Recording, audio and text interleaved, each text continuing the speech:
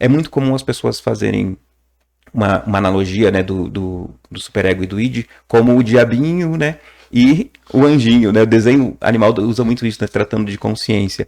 Mas só faz sentido isso se a gente inverter os papéis às vezes. Às vezes o diabinho é o id, porque ele deseja aquilo que eu não posso, ou aquilo que não vai me fazer bem. Mas às vezes o diabinho é o superego, está me impedindo de alguma coisa que é necessário. Então esses papéis é meio diabinho e meio anjo para cada lado.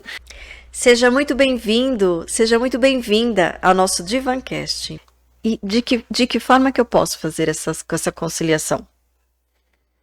Pergunta bastante interessante e até gerou uma certa Complexa, polêmica, né? E gerou certa polêmica porque, né, se não me engano, nos Estados Unidos houve um movimento que era uma espécie de fortalecimento do eu, né? Fortalecimento do ego, que ficou até conhecido como psicologia do ego.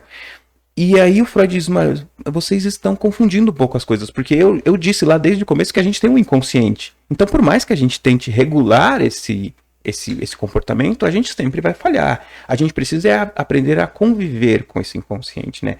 E interpretá-lo, negociar com ele. Então não adianta eu simplesmente achar que eu vou tomar as decisões de uma forma racional e tudo vai dar certo. O primeiro passo para a gente fazer esse acordo é identificar qual é a questão. Minha questão é, eu estou me privando de realizar os meus desejos. E quais desejos são, né? Que geralmente eu escondo, tá tão escondido, porque ou eu não gosto, ou eu acho errado. Exato. Questões relacionadas à sexualidade, por exemplo. Tem um conflito que é muito comum, que a gente vê muito em clínica, que é assim, a pessoa está chegando próximo da época da faculdade, né, vai fazer vestibular, e aí ela tem um desejo de cursar X, né, curso de seguir tal carreira. Mas, assim, tem toda uma atmosfera familiar, né, o desejo do avô, do pai, né, de que ela faça uma outra. Esse conflito vai ser um conflito que vai gerar esse resultado, esse mal-estar. E não necessariamente é uma coisa arbitrária, né? Faz parte do contexto, da dinâmica, às vezes leve, mas eu tenho esse registro que a minha família tinha uma expectativa. Sim. E isso já gera conflito. Já gera conflito.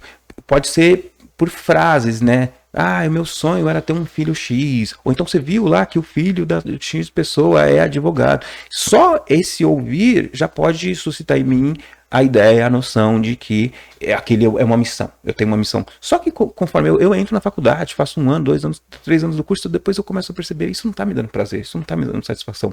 Mas como é que eu vou chegar para minha família e falar, olha, eu vou abandonar a faculdade no 3º ano? Então é um exemplo prático desse conflito entre desejo e norma social. Tem um outro exemplo que é bastante comum, que é, por exemplo, relacionado a ideais, né? Quando a gente vê, por exemplo, uma pessoa que é muito magra, né? Por exemplo, tem aquele ideal de corpo. Então ela vai num lugar, vai numa festa, ou sai com umas amigas, e aí ela vê lá algum doce, um salgado, alguma coisa muito gostosa, e ela, não posso comer porque eu preciso emagrecer, porque eu tô gorda e tal. E aí o id tá lá, né? O desejo tá lá. Um dos desejos é justamente essa questão da alimentação, né? Satisfação oral. Só que tem esse superego dizendo para ela, não, você tá acima do peso. Então ali ela vai ter que administrar esse conflito, porque a pessoa pode ter 40 quilos e precisa de fato comer, né? Tá quase desenvolvendo uma bulimia ou anorexia. Mas eu posso também ter a mesma situação com uma pessoa, sei lá, diabética, e que vai, né, sai com os amigos, vai num casamento, tem um monte de doce, e aí aquele desejo, né, tá impulsionando ela, mas ela não pode comer. Um exemplo de que tanto uma parte quanto a outra podem estar desequilibradas. É muito comum as pessoas fazerem uma analogia, né, do superego e do id como o diabinho, né, e o anjinho, né? O desenho animal usa muito isso, né, tratando de consciência.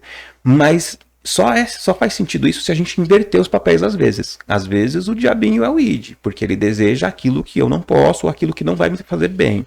Mas às vezes o diabinho é o superego, está me impedindo de alguma coisa que é necessário. Então esses papéis é meio diabinho e meio anjo para cada lado.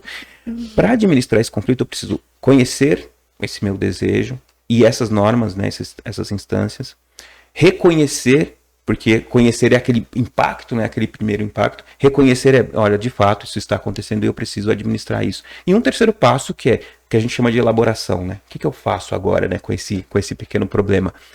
Sento com os meus pais e converso, não vou fazer outro curso, ou não, vou para o lado mais racional, vou primeiro ganhar dinheiro com essa profissão e depois eu vou ter um hobby, né, em outra coisa. ou vou fazer outra coisa, né? Vou ter 2 profissões, vou ter uma coisa paralela, mas assim, é necessário que eu resolva essa questão, porque se eu não resolver, eu vou ter uma outra manifestação do inconsciente que a gente não citou ainda, que é o sintoma. Se inscreva agora em nosso canal, curta esse vídeo e compartilhe nas suas redes sociais, com sua família, com seus amigos, com pessoas que são importantes para você.